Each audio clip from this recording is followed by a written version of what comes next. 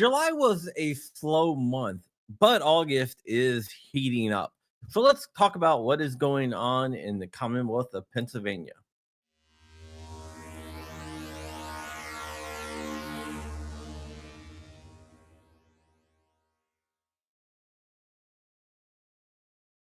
Welcome back to the channel. You got no videos last week, and now you got 3 in one day. So here we go.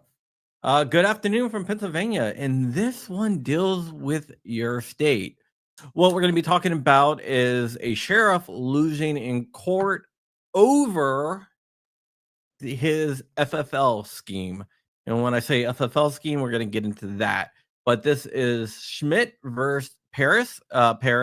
Christopher Paris is the commissioner of the Pennsylvania State Police. They're also suing the government, the sheriff of Montgomery County, which his name is Sean Killenny, and it is over the scheme. Pittsburgh. A lot of Pennsylvania people watch my show. I'm a Capitals fan, so I don't like your hockey team, but it is what it is.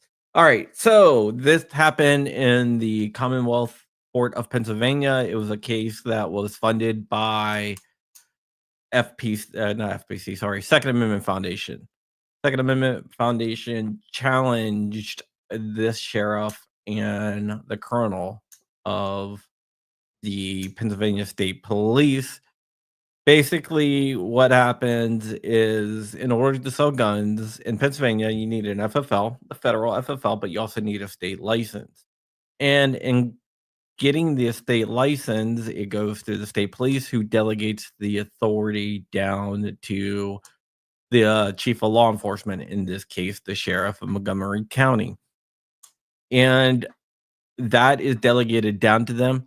This sheriff decided to change some stuff, and Shot Tech LLC sued over this.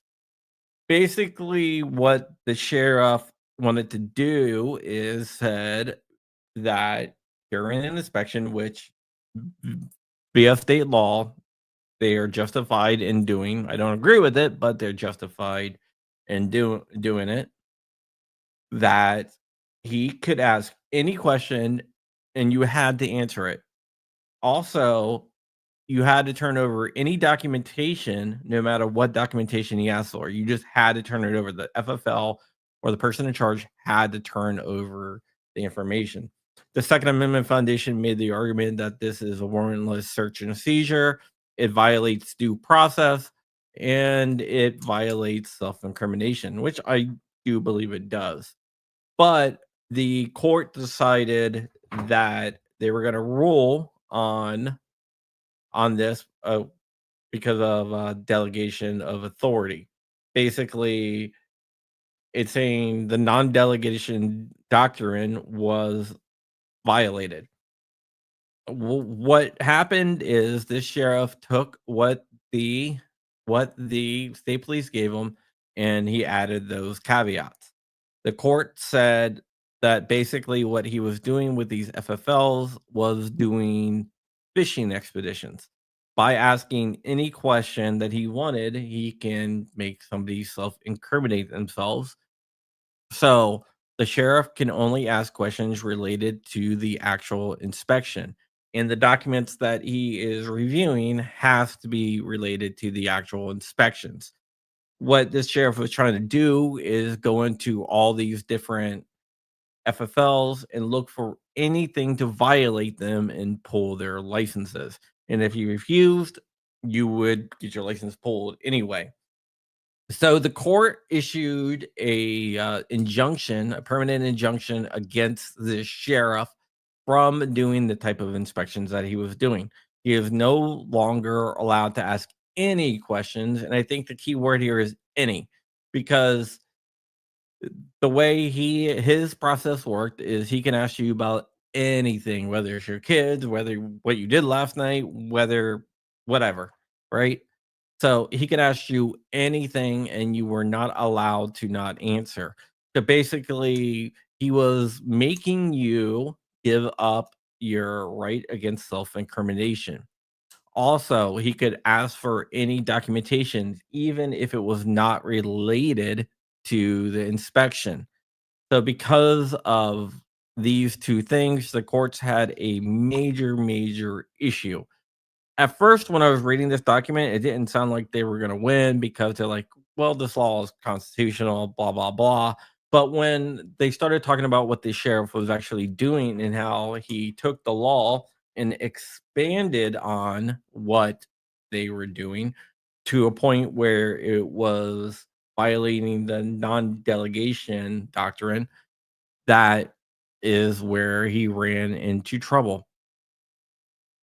So, yep, that is what happened. So he is enjoying from actually doing his inspection policy. Um, and yeah, the rest of it was dismissed as moot because they wanted like a bunch of other stuff like warrantless search and seizures. But since they ruled on count one, they said the rest of the case was moot because the sheriff cannot do any inspection. So they didn't really have to examine anything else. There was like a count two, there was a count four, whatever. But since count one was decided on, none of the other counts really mattered.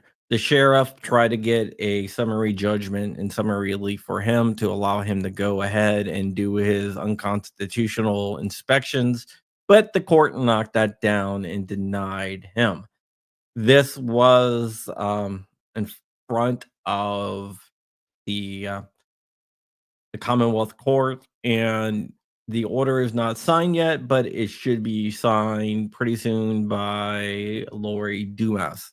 She is the judge that is going to sign the petition. The plaintiffs also asked for their legal fees. It does not look like they're probably going to get their legal fees because judges hate giving out legal fees when states get sued, but whatever. Or Commonwealth in this case, since Pennsylvania's Commonwealth, like Virginia, not really a state. So, yep, that is what is going on here. A lot's been going on. I gotta write a few more articles today. I'll get everything out, but I do want to thank someone out there, Kurt24, member for 41 months. That is insane. Thank you so much for the support, Kurt24. If you would like to support what we do on this channel, you can by visiting my Patreon at Patreon/John Crump, or go to johncrump.locals.com. And now, here is a favor that I would like to ask any of you going to goals. Go by and see Flying Rich and DLD After Dark. They will be at the Fat Tack booth. Fat Tack and Definition Knives are splitting a booth. So go by there, tell those guys I said hi, and thank you for supporting them and supporting me. Frag Out Design Studios. Frag Out Design Studios makes some sick stuff. Did you ever get out of your tree, or are you still stuck up there? I guess that's why you need a ladder. All right, guys. That's it. I hope you have a great day. And with that, we are going to get out of here. I will see you guys later. Bye bye.